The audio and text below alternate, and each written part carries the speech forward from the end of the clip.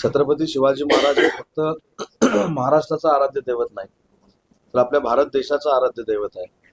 त्याच्यामुळे त्यांची तुलना जर असं कोण कोणाबरोबर करत असतील तर आपण म्हणू, आता आपण साहित्य संमेलनावर बोलतोय, साहित्यावर बोलतोय, तर त्या सकपाळांचा साहित्यावर अभ्यास किती आहे बघा.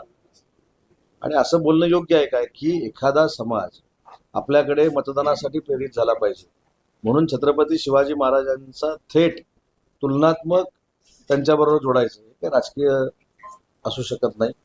ही फार मोठी घोडचूक आहे आणि याच्यातनं त्यांचं वाचन, त्यांची राजकारणाची कुवत आम्हाला कळली. सर, यामध्ये पुण्यात आंदोलन झालं होतं. काँग्रेस आणि भाजपच्या कार्यकर्त्यांमध्ये ते कार्यकर्ते आपल्याला पाहायला मिळालं. वाद त्या ठिकाणी झाला. मात्र आता हर्षवर्धन सपकाळ असं म्हणताय की कुठेतरी कोश्यारीने देखील छत्रपतींचा अपमान केला होता, तुम्ही त्यांची पण करणार का असं भाजपला आणि पहिली एक गोष्ट लक्षात घ्यावी की कोणीही छत्रपती शिवाजी महाराजांवर बोललं तर त्याचं समर्थन मी देखील करत नाही, आमच्या पक्षाचे मुख्य नेते एकनाथ शिंदे साहेब देखील करत नाही आणि आमचा पक्ष देखील करत नाही. दुसरी महत्वाची गोष्ट आहे की ज्यावेळी काही वक्तव्य काही लोकांकडनं केली गेली त्याच्यावर ठामपणे भूमिका शिवसेनेनं मांडलेली आहे.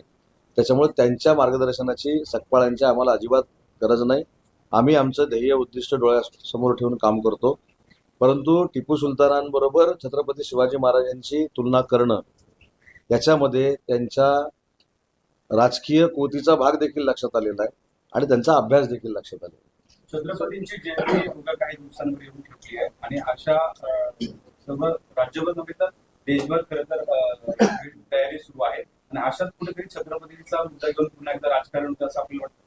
नाही, छत्रपतींचा मुद्दा घेऊन राजकारण करण्याचा उद्देश काय महायुतीच्या सरकारमधल्या कोणाचाच नाही. कारण आपण आता जवाहरलाल नेहरू युनिव्हर्सिटीमध्ये जर गेला तर या सरकारनं जवाहरलाल नेहरू युनिव्हर्सिटीमध्ये छत्रपती शिवाजी महाराजांच्या गनिमी काव्याचा अभ्यास व्हावा यासाठी MA चा अभ्यासक्रम सुरू केला आहे. त्याचं भांडवल आम्ही कोणी केलं नाही. कारण शेवटी छत्रपती शिवाजी महाराज हे जसे महाराष्ट्रातल्या प्रत्येक विद्यार्थ्याला कळले पाहिजेत तसे जगातल्या आणि देशातल्या प्रत्येक विद्यार्थ्याला कळले पाहिजेत म्हणून सरकारने केलेला प्रयत्न आहे. आणि हे छत्रपती शिवाजी महाराजांच्या प्रति आमचं प्रेम आहे. त्याच्यामुळे त्यांची तुलना कोणाबरोबर तरी करायची आणि त्यांचं राजकारण करायचं हा दृष्टिकोन आमचा कोणाचाच कधी नव्हता आणि भविष्यात देखील नसणार. बुलढाण्यात पण महापुरुषांच्या पुतळ्यांचं विटंबन होत आहे. नागरिक कार्यक्रम संताप व्यक्त करत आहे. अशा घटना वारंवार खरं तर राज्यात घडताय हे दुर्दैव.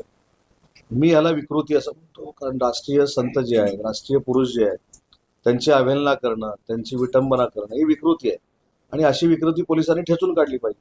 आपल्याच मंत्रिमंडळातील गणेश नाईकांनी अनधिकृत बांधकामाचं खापर अर्बन डेव्हलपमेंट विभागावरती फुटलं. हा सगळा कर्मचारीपणा हा या विभागातल्या लोकांचा असं काय याच्याबद्दल मी काल देखील असं म्हटलं की नक्की त्यांचा प्रॉब्लेम काय हेच कळेन असं झालेलं आहे. मी काल देखील असं म्हटलं की नक्की सरकारमध्ये राहून ते शिंदे साहेबांबद्दल बोलतायत की देवेंद्रजी फडणवीस साहेबांबद्दल बोलतायत हेच कळेन असं झालेलं आहे.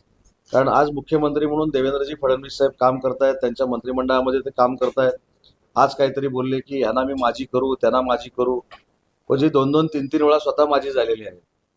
त्यांच्या घरातले अनेक लोक माझी झाले आहेत. त्यांनी माझी करण्याच्या गोष्टी करूच नाही. मी काल देखील सांगितलं की त्यांच्या वयाचा 100% आम्हाला सगळ्यांना आदर आहे. परंतु एकनाथ शिंदे साहेबांना टार्गेट करून बोलण्याचा जर प्रयत्न केला तर मी देखील मराठी भाषेचा मंत्री आहे, मला देखील अतिशय चांगल्या बोलीभाषेमध्ये देखील बोलता येतं. आणि म्हणून गणेश नाईक साहेबांना माझी विनंती आहे की नाहक आपल्याला एखादं चांगलं मंत्रिपद पाहिजे, आपण दिल्लीच्या फार जवळचे आहोत किंवा अन्य कुठच्या जवळचे आहोत असं सांगण्यासाठी जी एकनाथ शिंदे साहेबांवर टीका होते ती त्यांनी बंद करावी. विजय चौगुलेंनी देखील शिवसेनेची भूमिका त्यांच्या मतदारसंघात जाऊन मांडलेली आहे. त्याच्यामुळे गणेश नाईक साहेबांनी काही जर अडचणी असतील तर मुख्यमंत्री मोदयांशी बोललं पाहिजे, एकनाथ शिंदे साहेबांशी बोललं पाहिजे.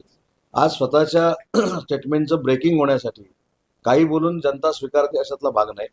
माननीय एकनाथ शिंदे साहेबांचं नेतृत्व हे महाराष्ट्रानं सर्वमान्य केलेलं आहे.